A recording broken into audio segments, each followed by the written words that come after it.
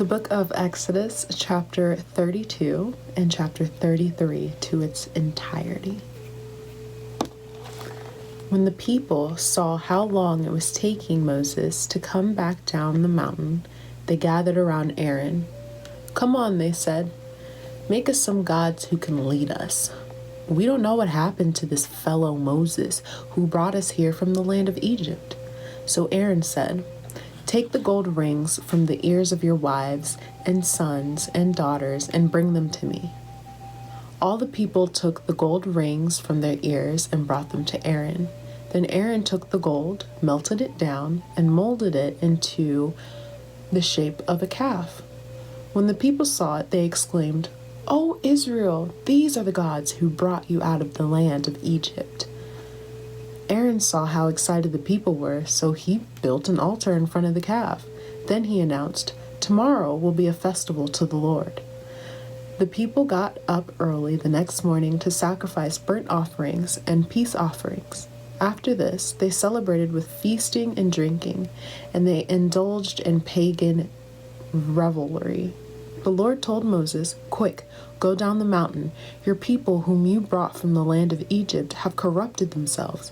How quickly they have turned from the way I commanded them to live. They have melted down gold and made a calf, and they have bowed down in sacrifice to it. They're saying, 'These are our gods, O Israel, who brought you out of the land of Egypt.'" Then the Lord said, "I have seen how stubborn and rebellious these people are. Now leave me alone so my fierce anger can blaze against them, and I will destroy them. Then I will make you, Moses, into a great nation." But Moses tried to pacify the Lord, his God. "O Lord," he said, "why are you so angry with your own people whom you brought from the land of Egypt with such great power and such a strong hand? Why let the Egyptians say, 'Their God rescued them with the evil intention of slaughtering them in the mountains and wiping them from the face of the earth?' Turn away from your fierce anger. Change your mind about this terrible disaster you have threatened against your people. Remember your servants Abraham, Isaac, and Jacob.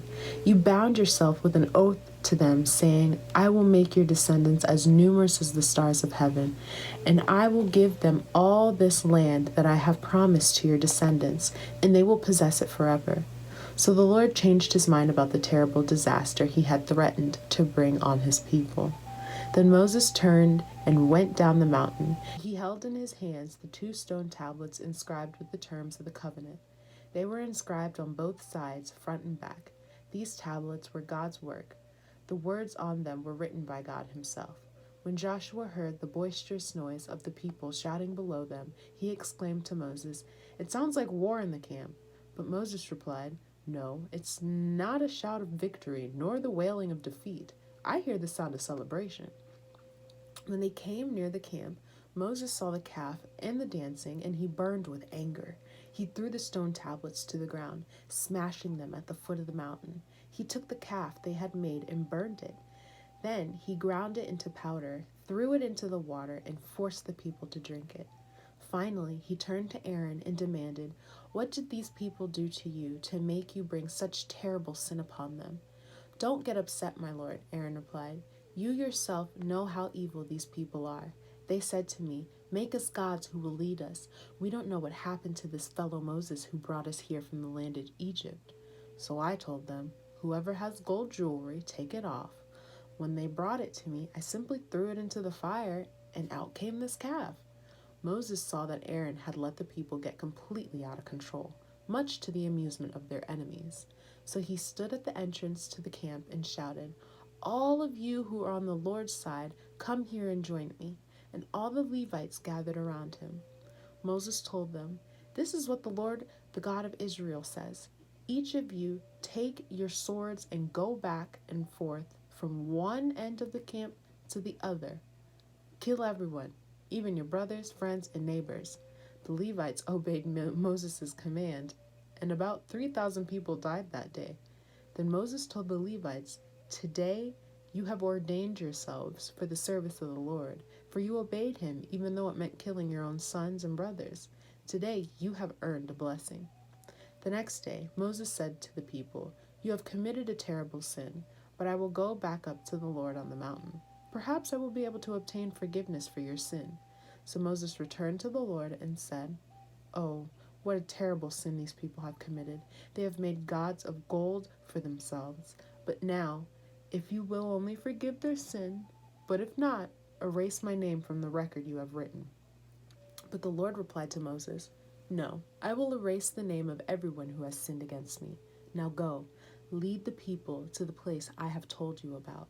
Look, my angel will lead the way before you, and when I come to call the people to account, I will certainly hold them responsible for their sins."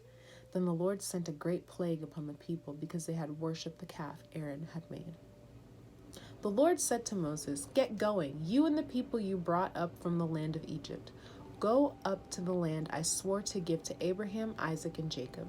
I told them, I will give this land to your descendants, and I will send an angel before you to drive out the Canaanites, Amorites, Hittites, Perizzites, Hivites, and Jebusites.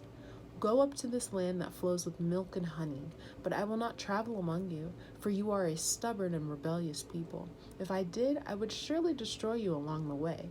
When the people heard these stern words, they went into mourning and stopped wearing their jewelry and fine clothes. For the Lord had told Moses to tell them, "You are a stubborn and rebellious people. If I were to travel with you for even a moment, I would destroy you. Remove your jewelry and fine clothes while I decide what to do with you." So from the time they left Mount Sinai, the Israelites wore no more jewelry or fine clothes.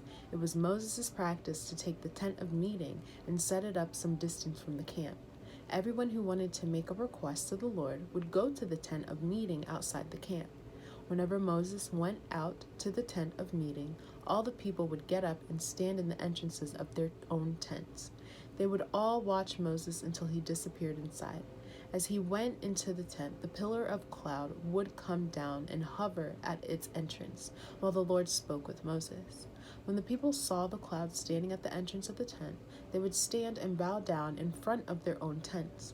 Inside the tent of meeting, the Lord would speak to Moses face to face, as one speaks to a friend. Afterwards, Moses would return to the camp, but the young man who assisted him, Joshua, son of Nun, would remain behind in the tent of meeting. One day Moses said to the Lord, "You have been telling me, 'Take these people up to the promised land,' but you haven't told me whom you will send with me. You have told me, 'I know you by name and I look favorably on you.' If it is true that you look favorably on me, let me know your ways so I may understand you more fully and continue to enjoy your favor. And remember that this nation is your very own people." The Lord replied, "I will personally go with you, Moses, and I will give you rest. Everything will be fine for you." Then Moses said, "If you don't personally go with us, don't make us leave this place. How will anyone know that you look favorably on me and on your people if you don't go with us? For your presence among us sets your people and me apart from all other people on the earth." The Lord replied to Moses, "I will indeed do what you have asked, for I look favorably on you, and I know you by name." Moses responded, "Then show me your glorious presence." The Lord replied, "I will make all my goodness pass before you, and I will call out my name, Yahweh, before you. For I will show mercy to anyone I choose, and I will show compassion to anyone I choose. But you may not look directly at my face, for no one may see me and live." The Lord continued, "Look, stand near me on this rock, as my glorious presence passes by. I will hide you in the crevice of the rock and cover you with my hand until I have passed by. Then I will remove my hand and let you see me from behind, but my face will not be seen." The book of Matthew, chapter 26, verses 69 through 75, and then chapter 27, verses 1 through 14. Meanwhile, Peter was sitting outside in the courtyard. A servant girl came over and said to him, "You are one of those with Jesus the Galilean." But Peter denied it in front of everyone. "I don't know what you're talking about," he said. Later, out by the gate, another servant girl noticed him and said to those standing around, "This man was with Jesus of Nazareth." Again, Peter denied it, this time with an oath. I don't even know the man, he said. A little later, some of the other bystanders came over to Peter and said, "You must be one of them. We can tell by your Galilean accent." Peter swore, "A curse on me if I'm lying. I don't know the man." And immediately the rooster crowed. Suddenly, Jesus' words flashed through Peter's mind. "Before the rooster crows, you will deny 3 times that you even know me." And he went away weeping bitterly. Very early in the morning, the leading priests and the elders of the people met again to lay plans for putting Jesus to death. Then they bound him, led him away, and took him to Pilate, the Roman governor. When Judas, who betrayed him, realized that Jesus had been condemned to die, he was filled with remorse. So he took the 30 pieces of silver back to the leading priests and the elders. "I have sinned," he declared, "for I have betrayed an innocent man." "What do we care?" they reported. "That's your problem." Then Judas threw the silver coins down in the temple and went out and hanged himself. The leading priests picked up the coins. "It would be right to put this money in the temple treasury," they said, "since it was payment for murder." After some discussion, they finally decided to buy the potter's field, and they made it into a cemetery for foreigners. That is why the field is still called the Field of Blood. This fulfilled the prophecy of Jeremiah that says, "They took the 30 pieces of silver, the price at which he was valued by the people of Israel, and purchased the potter's field as the Lord directed." Now Jesus was standing before Pilate, the Roman governor. "Are you the king of the Jews?" the governor asked him. Jesus replied, "You have said it." But when the leading priests and the elders made their accusations against him, Jesus remained silent. "Don't you hear all these charges they are bringing against you?" Pilate demanded. But Jesus made no response to any of the charges, much to the governor's surprise. The book of Psalms, chapter 33, verses 1 through 11. Let the godly sing for joy to the Lord. It is fitting for the pure to praise him. Praise the Lord with melodies on the lyre.